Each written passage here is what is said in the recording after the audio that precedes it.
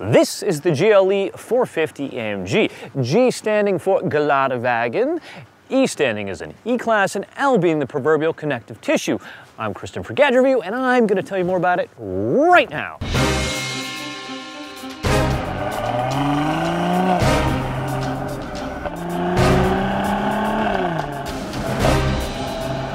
First off, this is not the AMG 63S GLE, which boasts a 577 horsepower V8. No, this is the AMG 450, which loses 2 cylinders, 2.5 liters of displacement, and 210 horsepower. What's that make? 367 horses and 384 pound-feet of torque. But it's still a very fast and capable SUV, hitting 60 miles per hour in 5.6 seconds, or 5.7 if you're looking at the European website. Nevertheless, that's 1.4 seconds slower than the aforementioned 63S version. Cornering is almost analogous to that of an actual coupe, offering little body roll, though because you're positioned quite high in the cabin, you'll still sense the pull of gravitational forces through the turns.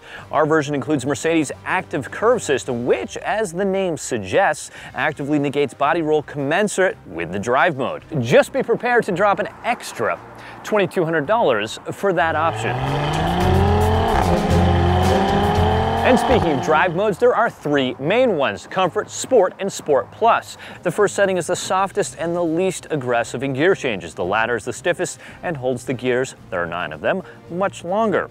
Each will also progressively lower the GLE Coupe via an airbag suspension system Mercedes calls Airmatic into a squatting-like position for high speed or spirited driving. For those that seek a more visceral experience, there is an M button that flips the gearbox into, you guessed it, manual mode, as the gear selectors here on the steering column, so you need to look to the paddle shifters for up or down shifts. As you might have guessed, viewability through the rear window is, well, let's say tight. There is, however, an optional full surround mode which leverages 4 cameras to provide an overhead view, plus a backup camera that flips out of the Star is Born. You'll also be challenged by this rather large A-pillar, but nothing a litll acclimation won't take care of. And in case you were wondering, these are 22-inch wheels, 21s are standard, and those rears, they measure a whopping 325 millimeters wide, or 12.8 inches. That's wider than the Corvette Z06, which is 12 inches across. Cost to replace, you ask? Over $300 a piece. If you're enjoying this video, please click subscribe. And while we're at the rear, you might like to learn that there is a power liftgate, and you might also want to know that the trunk can store 60.7 cubic feet of stuff with the seats down, or 23 with them up. The non-coupe GLE, on the other hand, can squeeze 80.3 cubic feet with the seats down, or 38.2 with them up.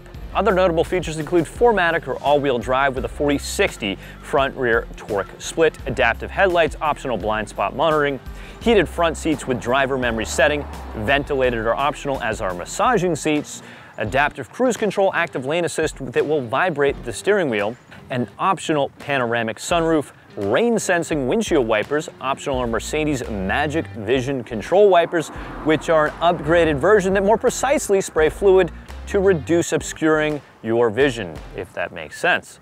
A rear AC plug for the kids, an 8-inch infotainment screen to display the car's, well, information, a system that detects a rear-end collision and tightens the front seat's occupants' belts and adjusts the brakes accordingly. It can also move the headrest such that there is less distance for the head to travel and reduce neck injury. And if that isn't enough, there's also an auto parking system that will hunt for a spot and help you parallel into your holding cell of choice.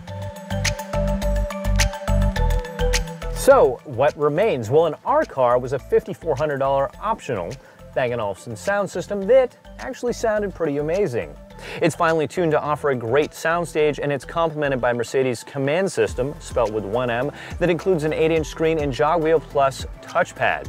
I should know that there is optional in-car Wi-Fi, and with it, tune-ins 70,000 internet radio stations. To that end, the GLE's backseat isn't what I'd call spacious, though it can fit a couple grown adults. And of course, let's not forget that the GLE drives anything like a traditional SUV. At $90,000, 65 base, it does beg the question if you should look at the 63S for $109,000, or perhaps even a Range Rover. And dare I say I prefer the latter, but largely because that's a vehicle that affords me the feeling of entitled, relaxed cruising. But it's hardly as nimble or spirited as the GLE.